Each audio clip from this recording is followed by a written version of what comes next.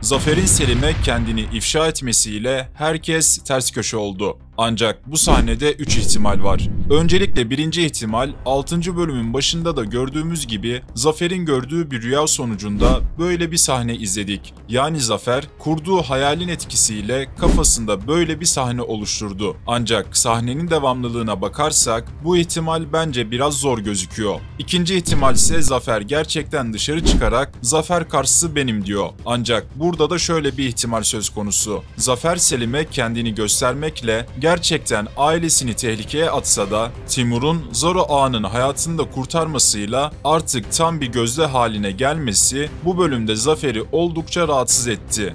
Bu yüzden zaten bölüm boyunca Zafer'in serzenişlerini dinledik ve son sahnede de Zafer karşısı benim diyerek artık bombayı ortaya bıraktı. Fakat sahnenin devamında Zafer muhtemelen Zafer karşısı benim, çok sevdiğim abim gibi cümleyi tamamlayacak bir ifade daha kullanacak. Yani cümle bu şekilde sonlanmayacak ama buna benzer bir ifadeyle cümleyi bambaşka bir şekilde kullanacak. Yani cümle Zafer karşısı benim olarak değil başka bir şekilde anlaşılacak. Böylece Selim'in kafasında sadece soru işareti oluşmuş olacak. Ancak bu durumda tabii ki çok tehlikeli. Peki 3. ihtimal ne? Ve Veliaht dizisinin yeni bölümünde neler olacak? Videoyu beğendiyseniz gelin incelememize devam edelim. Öncelikle Selim her türlü Zafer'in gözükmesiyle şüphe içinde bu konuyu araştıracaktır. Zaten Yahya da 6. bölümde Arnavut Saim'in peşine düşmüşken son anda şans eseri oradan ayrıldı. Yani geçmişe dair sırlar yavaş yavaş ortaya saçılmaya başladı. Peki 3. ihtimal ne? Herkesin aklındaki en büyük ihtimal ise Zafer'i evdeki hizmetçilerin akrabası ya da çocukları olarak tanıtıp Selim'in gerçeği öğrenmemesini sağlamak. Yani Zafer aslında yaptığı bu hareketle karşısı olmaktan tamamen uzaklaşacak. Çünkü Zafer'in bu hareketi Zoro Ağa'nın bütün emeklerini yok saymak demek. Bu yüzden bu aynı zamanda Zülfikar'ın Zafer'i cezalandırması olarak da görülebilir. Bunun yanında Zafer'i meczup biri olarak tanıtsalar bile Selim'in bu durumu Yahya'ya anlatması, Yahya'nın da kafasındaki soru işaretlerinin çoğalmasına yol açacaktır. Bu yüzden tam burada bomba bir teorim var. Öncelikle Yahya gerçekten Selim'den duyduklarından sonra Timur'un gerçek Zafer olmadığından şüphelenerek bu durumun üstüne gidecek.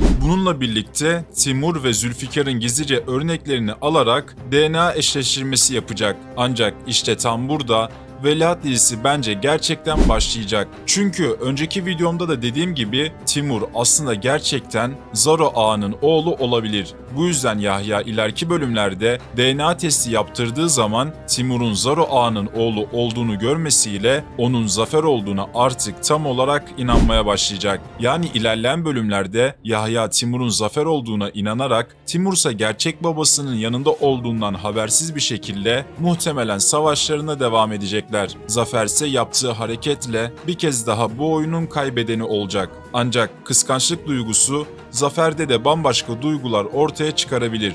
Peki Yahya ne yapacak? Öncelikle ön izlemede de gördüğümüz üzere Selim Yahya'nın intikam duygusunu neden kaybettiğini sorguluyor. Yahya aslında intikam ateşiyle yansa da bir yandan da Derya'ya olan aşkından vazgeçemiyor. Ancak Selim'i sakinleştirmek amacıyla Yahya bu bölümde gördüğümüz Büşra karakteriyle yakınlaşarak ilerleyen bölümlerde evlenebilir. Çünkü Derya ile olan yakınlığı onun intikam ateşiyle dolmasını bence engelliyor. Bu yüzden hem Selim'i susturmak amacıyla hem de Esenler'de daha fazla güç kazanmak amacıyla Büşra ile evlenebilir.